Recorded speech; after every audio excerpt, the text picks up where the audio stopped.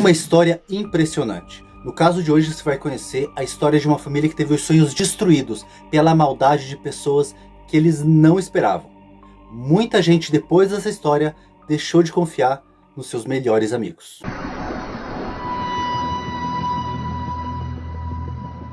Oi gente, bem-vindos ao canal Mentes Macabras. Meu nome é André Gael e hoje eu vou trazer para vocês a história que surpreendeu o Brasil todo, envolvendo as irmãs Yoshifusa. Então se você gosta desse tipo de conteúdo informativo, já deixa o like porque assim você vai estar incentivando ao canal a trazer novos casos. No final do vídeo vai ter a dica do dia, então fica até o final para você ver qual é a dica do dia. E na descrição aqui desse vídeo tem todas as minhas redes sociais, que são todas @andregael. Então vamos logo para a história, que é para isso que você vê. As irmãs Yoshifusa moravam em Mogi das Cruzes, em São Paulo, aqui no Brasil. Elas moravam com os pais Nelson e Rita Yoshifusa. Sabe-se que eles eram uma família muito unida. Nelson era comerciante, então ele tinha uma renda bem estável. Inclusive morava em um dos bairros nobres de São Paulo. Preste muita atenção para você entender o final dessa história, para você entender por que essa história foi tão surpreendente. Não esquece já de se inscrever no canal, porque aqui você tem 2 casos toda semana. Combinado? Renata tinha 21 anos, era estudante de Direito e seu sonho era ser desembargadora.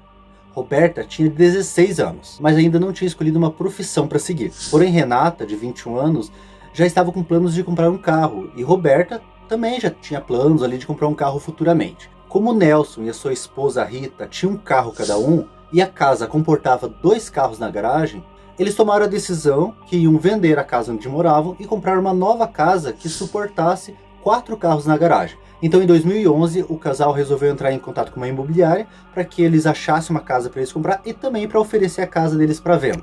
Então dia 11 de novembro de 2011 um corretor imobiliário ligou para Nelson, disse que havia uma pessoa interessada na casa dele e também ele havia achado algumas residências que se adequavam ao padrão da família que ele queria. Então eles marcaram de conhecer essa nova casa no dia seguinte, dia 12 de novembro às 18h30.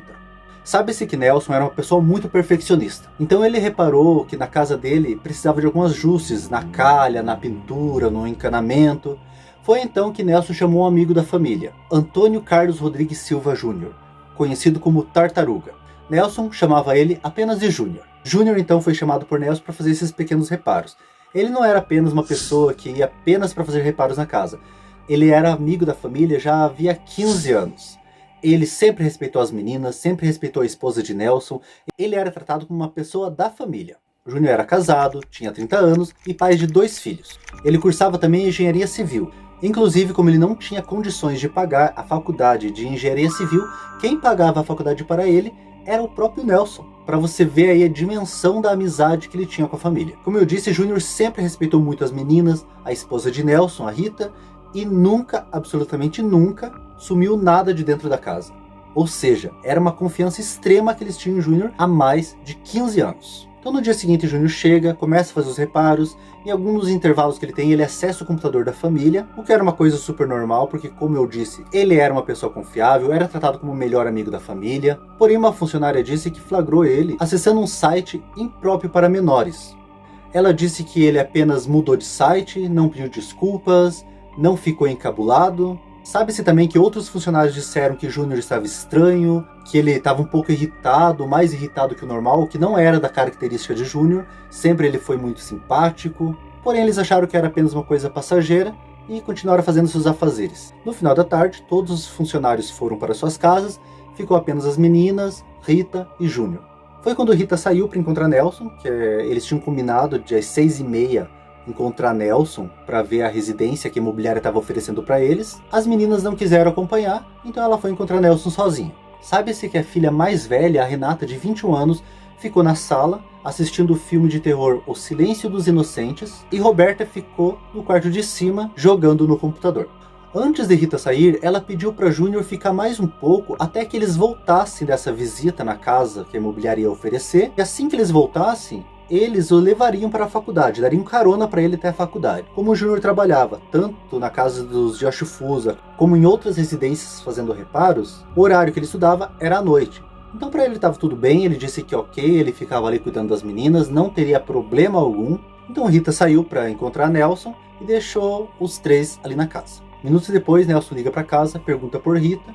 Quem atende é a Renata. Renata diz que sua mãe tinha acabado de sair então ele disse que vai esperá-la lá no trabalho dele. A partir daqui, a história começa a ir para um lado mais sombrio. Não se esqueça de se inscrever para não perder nenhum caso novo aqui do canal. Então, por volta das 19h45, depois de verem a casa que a imobiliária queria oferecer para eles retornam para a residência. Como cada um tinha um carro, Rita diz que precisa abastecer, então ela vai num posto de gasolina e Nelson decide seguir para casa. Nelson, então, quando chegou na residência, disse que abriu o portão eletrônico. Assim que entrou no portão, ele disse que avistou o Júnior sentado numa escada da garagem que dava acesso à sala da casa.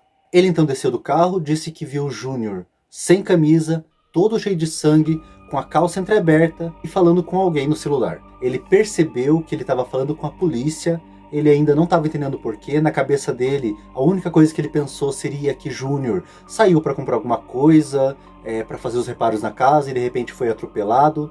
Ele perguntou ao Júnior o que aconteceu, mas ele simplesmente não falava nada. Foi quando o Júnior entregou o celular para Nelson. Nesse momento, a única coisa que Nelson escutou pelo celular foi uma outra voz do outro lado dizendo: aguarde um momento que a polícia já chega em seu endereço. Nelson ainda não entendia nada do que estava acontecendo, o Júnior não falava nada, ele entregou o celular para Júnior novamente, então o Júnior disse: vai lá dentro para ver como estão as meninas. Nelson começou a reparar que aquele sangue não era compatível com os machucados de Júnior. Júnior quase não tinha arranhões, tinha apenas alguns machucados superficiais pela pele, então ele ficou ainda mais confuso. Nelson começou então a ficar um pouco assustado. Foi quando ele subiu aquelas escadas que dava acesso à sala, abriu a porta. Quando ele abriu a porta, ele disse que a casa dele parecia um frigorífico de tanto sangue que tinha naquele lugar. Ele voltou e perguntou de volta para Júnior: Júnior, foi você que se machucou desse jeito? Júnior não respondia nada, ficava apenas em silêncio. Então Nelson decide entrar de vez em casa. Depois da sala tinha um corredor que dava acesso à cozinha. Todo aquele sangue da sala ia em direção à cozinha, então ele também foi em direção à cozinha. Foi quando então ele entrou na cozinha e a primeira que ele viu foi Roberta de bruços no chão, nua, totalmente cheia de sangue. Um pouco mais à frente, em cima da mesa, estava Renata, de barriga para cima, também estava nua, totalmente cheia de sangue, e as duas estavam muito machucadas, com muitos cortes.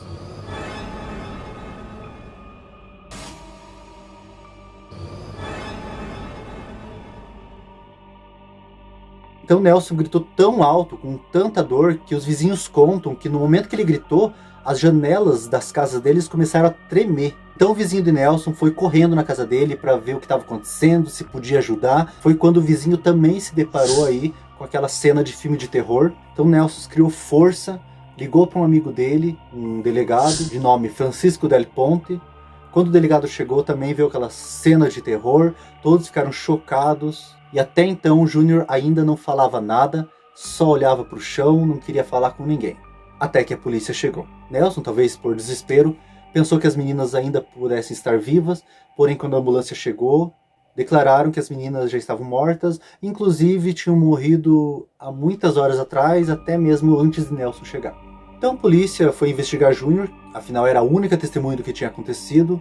Júnior contou que enquanto ele trabalhava, 3 homens entraram dentro da casa para assaltar a casa. Júnior disse que de instante não percebeu a entrada desses homens, porém ele escutou alguma coisa e foi defender as meninas. Ele disse que durante a luta com esses homens, eles acabaram ferindo, por isso os machucados no corpo. Então ele disse que não conseguia mais se defender, que não tinha mais forças. Foi quando ele se fingiu de morto. Então ele esperou mais um pouco, esses homens foram embora. Foi quando ele levantou, chamou a polícia e foi quando Nelson chegou em casa. A polícia começou a desconfiar de Júnior, porque as feridas eram muito superficiais. Quando perguntado novamente sobre o que tinha acontecido, ele contava versões diferentes do caso. A polícia forense, então, concluiu que as meninas tinham morrido por cortes de uma faca, e essa faca era uma daquelas facas que tinha dentro de casa, e também os lados comprovaram outro tipo de violência. Algumas palavras eu não vou pronunciar aqui para o patrão não menosprezar meu vídeo. Olha então agora como foi o desfecho de tudo isso. Antes, não esquece de compartilhar, porque ajuda muito para o YouTube dar relevância. Compartilhe aí nos grupos dos amigos, da família. Júnior disse então que não lembrava direito o que tinha acontecido, disse que a única coisa que lembrava é que ele tinha acordado ferido já no hospital. No seu depoimento, então, ele dizia o seguinte, que enquanto ele estava trabalhando, ele decidiu dar um tempo ele foi ali na sala conversar um pouco com a Renata. Foi quando ele se sentiu mal e decidiu tomar água na cozinha. Ele conta que depois que ele bebeu água, ele começou a ter algumas alucinações, que ele nem lembrava direito quais eram essas alucinações. Ele disse que foi 3 vezes com uma faca em direção à Renata na sala, enquanto ela assistia o filme, só que essas 3 vezes ele desistiu e voltou. Ele conta também que Renata não percebeu essas indas e vindas dele na sala. Foi quando Renata decide ver se Júnior estava bem na cozinha. Quando ela chega na cozinha, Júnior pega uma faca que estava ali por cima, ataca Renata, a machuca, rasga sua roupa e depois ele diz que não lembra de mais nada. Mas ele deixa claro que em nenhum momento abusou da menina. Em seguida, Roberta chega ali na cozinha para ver o que está acontecendo, vê aquela cena do que tinha acontecido com a irmã, então é quando o Júnior ataca ela também e faz as mesmas coisas com a menina. Segundo as investigações, Roberta tinha descido provavelmente para comer alguma coisa, para beber água. Foi quando viu a cena do que tinha acontecido com sua irmã. Júnior foi, atacou ela, rasgou sua roupa e também abusou de Roberta. Sabe-se que Roberta não tinha escutado nada dos gritos da sua irmã, porque quando a polícia chegou e foi ao quarto da garota, o computador estava ligado em jogos. Quando eles colocaram um fone de ouvido, o fone de ouvido estava no último volume, não daria para ouvir absolutamente nada do que tinha acontecido na cozinha. Então Roberta tinha descido por acaso para comer algo ou beber alguma coisa, como eu falei. Júnior conta que colocou Renata na mesa e Roberta ficou no chão, então ele ligou para a polícia. Ele conta também que ele mesmo fez feridas no próprio corpo com a faca para que ele parecesse uma das vítimas. Depois de tudo isso, por recomendação médica, Nelson e Rita decidem ir embora de São Paulo. Eles vão morar no Nordeste por recomendação médica até o dia do julgamento de Júnior. Foram feitos vários exames psicológicos e psiquiatras em Júnior. Nenhum exame diagnosticou que ele tinha qualquer problema mental. Durante os exames feitos nas vítimas, não foi possível dizer se houve conjunção carnal. O médico apenas disse que houve sim ato libidinoso. Ele então foi oficialmente preso. Ficou preso até 15 de agosto de 2014. Uns 2 anos e meio aí depois do crime, Antônio Carlos Rodrigues Silva Júnior, o Tartaruga, depois de uma sessão de 8 horas, foi condenado a 57 anos de prisão por abusar e matar a facadas as irmãs Renata e Roberta Yoshifusa, 21 e 16 anos.